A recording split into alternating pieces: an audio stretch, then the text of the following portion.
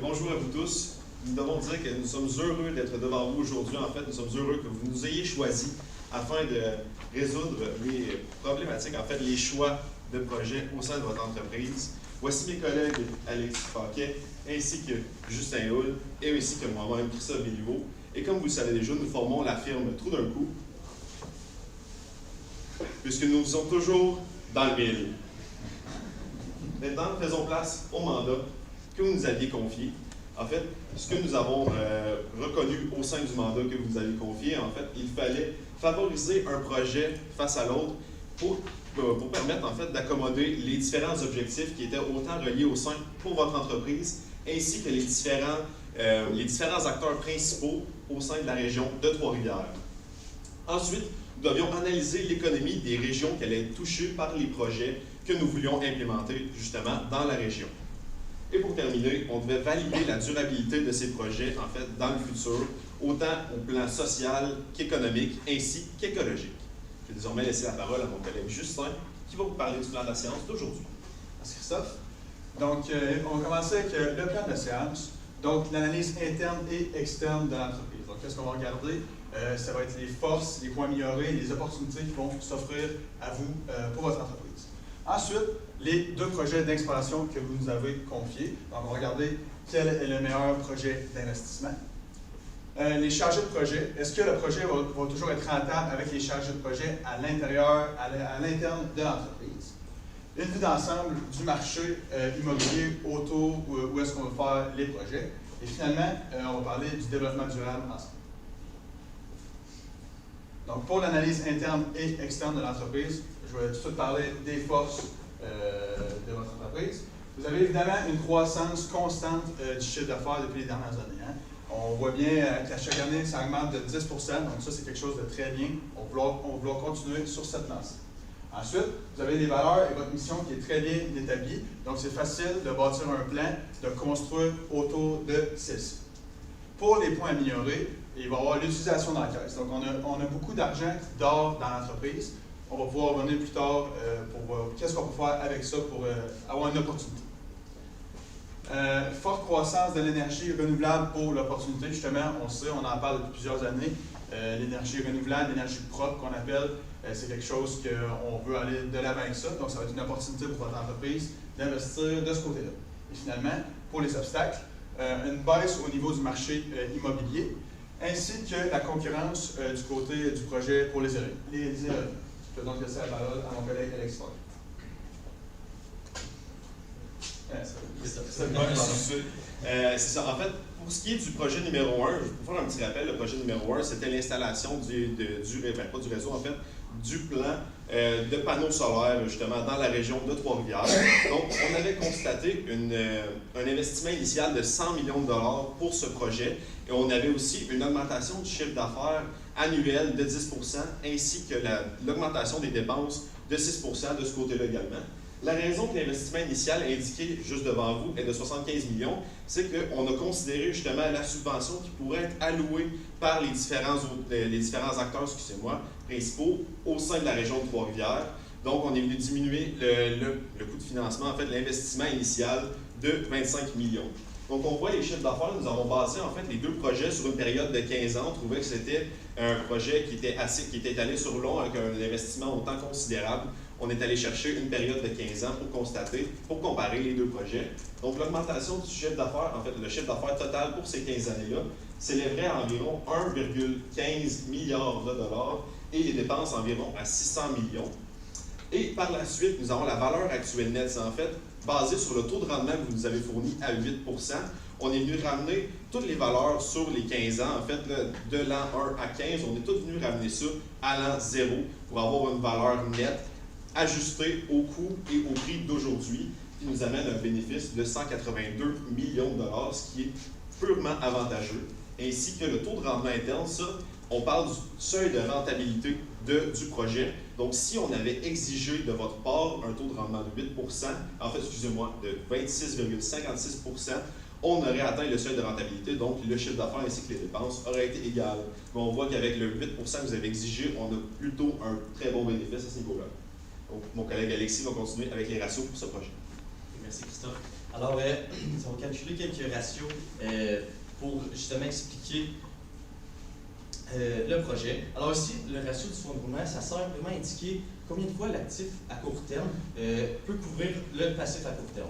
Alors, nous pouvons voir qu'avant le projet, le ratio interne de l'entreprise était de 4,42 fois, ce qui est bon. Cependant, nous aimerions être plus près d'un ratio de 2 fois, puisque ça montre que l'actif est beaucoup plus élevé.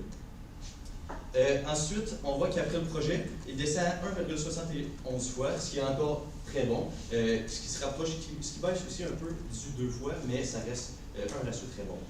Ensuite, le ratio de liquidité immédiate, ça sert vraiment à voir quel est l'argent que nous pouvons aller tirer rapidement à l'instant dans l'entreprise. Alors, ici, nous pouvons voir qu'avant le projet, vous aviez un ratio de 4,32 fois, ce qui est quand même très bien, puisque dans le fond, normalement, on essaie d'être environ de 1 fois. Ici, vous pouvez couvrir 4 fois vos passifs à court terme, donc c'est pas mauvais dans un sens. Après le projet, vous pouvez voir que le ratio diminue ici à 1,61 fois, ce qui se rapproche beaucoup plus que de la normale, si je peux dire entre guillemets. Et le ratio d'endettement, ça sert vraiment à voir le pourcentage de l'actif qui est financé par la dette. Alors ici, on essaye d'être environ à 50%. Nous pouvons voir qu'avant le projet, vous êtes à 43,28%. Et que ça monte un petit peu à 61,94%, ce qui n'est pas dramatique non plus. Ça reste que vous avez des bons investissements dans l'entreprise. Ça va pouvoir continuer. En fait, je dois mentionner aussi que pour le projet numéro 1, on est venu considérer avec le nombre d'encaisses, en fait, l'encaisse que vous avez d'autour de 17 millions, une mise de fonds initiale de 15% sur le prix de 75 millions, justement, d'investissement initial. Donc, c'est ces chiffres-là qui sont venus faire changer les ratios, justement, au niveau de l'endettement. On est venu chercher une dette plus élevée de 63 750 000, ainsi qu'un actif, l'encaisse qui a diminué d'11 250 000 dans ce cas-là. Pour ce qui est du projet 2, on avait un investissement initial, ça, on parlait des éoliennes pour le projet 2. On avait un investissement initial de 50 millions et on devait se baser pour le chiffre d'affaires ainsi que les dépenses sur l'état des résultats prévisionnels pour 2025. Donc, on voit le chiffre d'affaires, on avait encore une augmentation de 10% annuelle du chiffre d'affaires et 6% pour les dépenses. Donc, on voit ici le chiffre d'affaires de 421 millions ainsi que les dépenses de 262 millions de dollars. Ramené à l'an zéro, comme je vous l'ai expliqué un peu plus tôt, on arrive avec un bénéfice de 22 683 000 ainsi que le seuil de rentabilité qui se situe à 12,42%. On voit que le projet est toujours rentable, mais moins rentable que celui des panneaux solaires. Et pour ce projet, nous avons considéré pour les ratios une mise de fonds initiale de 20%, donc une augmentation de 40 millions dans les dettes et une diminution de 10 millions dans la caisse, la trésorerie. Alors ici, pour les ratios du projet 2, dans le fond, nous avons regardé avant le projet les mêmes ratios puisque c'est la même chose. Cependant, pour le projet 2, après le projet, le ratio du fonds de roulement vient descendre à 2,01 fois, ce qui est très bien, puisque c'est exactement ce que nous recherchons dans l'entreprise. Le ratio de liquidité immédiate descend à 1,91 fois, ce qui est très bien aussi, puisque vous avez des bons investissements dans celui-là aussi. Et pour l'endettement, il est moins élevé que le projet 1, puisque l'investissement est moins élevé, c'est normal. Donc, il tombe à 57%, ce qui est très bien aussi. Donc, avec les ratios et les bénéfices que nous avons démontrés, nous pouvons vous recommander le projet 1, puisque il y a aussi une plus grande implication de la communauté. Qu'est-ce que je vous dis par là? C'est que les acteurs principaux vous donnent 25% dans le fond, comme en subvention pour le projet 1, ce qui n'est pas présent pour le projet 2. Ensuite, il y a un meilleur rendement, comme mon collègue Christophe vous a démontré. Donc, c'est plus avantageux aussi. Aussi, ça rend accessible, ça rend plus accessible l'énergie dans la région, puisque plus qu'il y a d'investissements, plus que vous grossissez, plus que ce sera accessible et il y aura plus de... C'est ça. Et il y a moins de soucis au niveau de la compétition, puisque nous avons pu remarquer que pour celle des éoliennes, il y avait une forte concurrence ici dans la région. Donc, c'est moins le cas pour le projet. En ce qui concerne les chargés de projet pour les deux projets, on vient voir ici que, en fait, les chiffres qui représentent, on avait un 150 000 de salaire annuel de base, plus on représentait un 5% du chiffre d'affaires annuel qui allait pour les chargés de projet. Donc, on voit pour le projet 1, on a 60 millions à aller pour les chargés de projet à l'interne, ainsi que, on a 23 millions pour le projet 2. En ce qui concerne la valeur actuelle nette pour le projet 1, on vient diminuer, on arrive environ à 150 millions pour la valeur actuelle nette, ce qui est toujours un excellent rendement avec le seuil de rentabilité qui se situe à 23,84% sur le taux de rendement exigé. Et le projet 2, nous avons 10 885 000 avec un taux de rendement à un seuil de rentabilité à 10,2%, ce qui est encore bon, mais ce qui nous montre encore une fois que le projet 1 serait toujours mieux, même avec les chargés de projet. Maintenant, pour l'analyse du marché. Donc, vous nous avez demandé à savoir pourquoi est-ce que le marché baisserait de 5 à 10 à court terme et qu'il remonterait plus tard. La première option qu'on a choisie en fait pour la baisse à court terme, c'est que c'est la peur du changement pour les nouveaux habitants ou les personnes qui habitent déjà là. Évidemment, rajouter des panneaux solaires, c'est un très gros changement. Ça, on en parle depuis plusieurs années, mais c'est quelque chose que les gens ne sont pas encore habitués d'entendre. Donc, peut-être que le changement va faire diminuer la valeur du marché, les gens vont moins vouloir acheter ou s'établir là. Donc, ça, c'est le premier point. Pour le deuxième point, ce serait les dommages causés par l'implantation des panneaux solaires, justement. Si on commence à construire un gros chantier, c'est sûr que ça va peut-être faire quelques débris ou peu importe. Donc, ça va peut-être faire baisser la valeur du marché à court terme. Versus l'augmentation à long terme. Donc, ça va être la baisse du niveau de peur. Justement, une fois que ça va être implanté, le monde va savoir c'est quoi. Ils vont voir qu'est-ce que c'est et ils vont être plus confiants là-dedans. Donc, le marché va peut-être vouloir remonter puisque c'est quelque chose, comme je l'ai dit plus tôt, on parle depuis plusieurs années, c'est une énergie propre, renouvelable, et on s'en va dans la bonne direction avec ça, évidemment. Deuxième point, pour long terme, ça va être la fin des travaux, justement, moins de débris, tout va être redevenu à la normale. Donc, une fois de plus, le marché va peut-être remonter de ce côté-là. Maintenant, la partie développement durable. Donc, la partie développement durable, c'est trois principaux piliers. Donc, on a la partie sociale, économique et écologique. Pour la partie sociale, évidemment, avec l'implantation des panneaux solaires, ça va faire des créations d'emplois. Ça, c'est pour le côté court terme de la chose. Si on va plus une vision long terme, on va pouvoir offrir des formations ou des vidéos pour que les gens en apprennent un peu plus sur le sujet. Hein. Comme je disais tantôt, c'est nouveau. Donc, on veut montrer aux gens qu'est-ce que c'est les panneaux solaires. On va les informer pour qu'ils aient le goût de s'implanter près de ces places-là ou justement d'investir dans ce nouveau beau projet. Pour la partie économique, ça va être plus à long terme. Évidemment, si le projet va bien marcher, ce qui veut dire que les gens vont s'établir dans les nouveaux quartiers où il y a les panneaux solaires. Ça va faire rouler plus d'économie à plus de monde, les gens vont acheter plus d'épicerie, bref, peu importe. C'est tout relié, donc s'il y a plus de monde, l'économie va rouler plus. Pour la partie écologique, à court terme, évidemment, ça va être la réduction des gaz à effet de serre. Et si on y va plus à long terme cette fois-ci, on va avoir des énergies renouvelables, donc on va pouvoir réutiliser. Encore une fois, c'est excellent pour l'environnement. Donc, en conclusion, on va faire un petit retour sur tout ce que nous avons parlé et tous les aspects qui sont plus techniques, un petit peu plus projetables pour l'entreprise. On a décidé de choisir le projet 1 comme le projet à aller de l'avant pour votre entreprise. On trouvait que les aspects quantitatifs ainsi que qualitatifs, si on parle plus quantitatif, le rendement, bien évidemment, les aspects plus qualitatifs, on avait l'implication des acteurs principaux de la ville de Trois-Rivières, de la région de Trois-Rivières, ainsi qu'on avait une plus grande accessibilité à ce niveau-là. Et c'est ça les aspects quantitatifs, on avait le rendement, le chiffre d'affaires, incluant les chargés de projet à l'interne qui vont pouvoir travailler là-dessus. Et leur aspect qualitatif à eux, en fait, on avait aussi leur grande connaissance d'entreprise, leurs compétences, ça vous l'avez mis de l'avant dans votre mandat, en fait, qu'ils avaient une grande compétence et qu'ils connaissaient très bien l'entreprise. Et pour terminer, nous avons l'analyse du marché que nous avons fait pour justement expliquer la baisse, excusez-moi, en premier lieu du marché immobilier, mais la hausse à long terme à ce niveau-là, ainsi que le développement durable du projet des panneaux solaires. Donc, merci beaucoup à vous tous.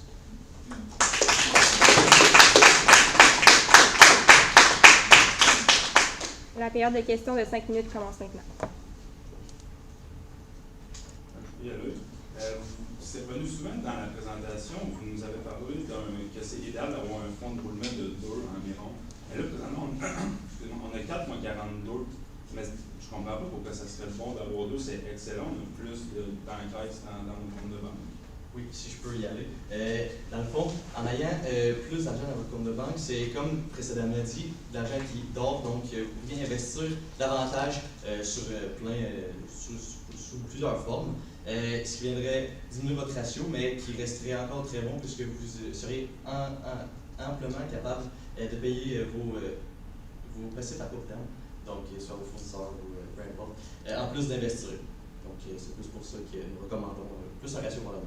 Si vous me permettez d'épauler un petit peu ce qu'Alexis vient juste de mentionner, en fait, c'est exactement ça, mais la raison qu'on va venir diminuer le ratio, c'est qu'on va venir augmenter d'autres ratios, en fait, comme, je sais pas, la rotation de l'actif, en fait, on va venir chercher d'un investissement à long terme, comme justement là dans le projet, en ce qui concerne le projet, on va avoir un investissement à long terme qui, on l'a vu, va venir augmenter le rendement, qui va venir augmenter l'encaisse et venir faire prendre la valeur à l'entièreté de l'entreprise et non seulement juste au poste d'encaisse. Donc, on va venir utiliser justement l'encaisse pour venir valoriser l'actif au complet, venir justement valoriser tous les actifs que vous possédez sans nécessairement tout laisser dans l'encaisse. Excellent. Vous avez considéré un investissement initial pour le projet 1 de 75 000 $. Si jamais les acteurs ne veulent plus s'investir dans ce projet-là, est-ce qu'avec l'investissement initial de 100 000 $, le projet resterait rentable? Certainement. En fait, on a vu que avec le 75 millions, on avait quand même, si vous me permettez de retourner à la diapositive que vous parlez, on a vu justement avec l'analyse que nous avons effectuée, qu'avec le 75 millions d'investissement initial, on arrivait tout de même à 182 millions de chiffre d'affaires, en fait, excusez-moi, de bénéfices complètement, sur les 15 ans du projet. Ce qui veut dire qu'un investissement initial de 25 millions de plus viendrait peut-être faire une petite dent au niveau du rendement que nous avons au total, mais il ne faut pas craindre en fait. Il serait tout de même plus rentable que le projet numéro 2.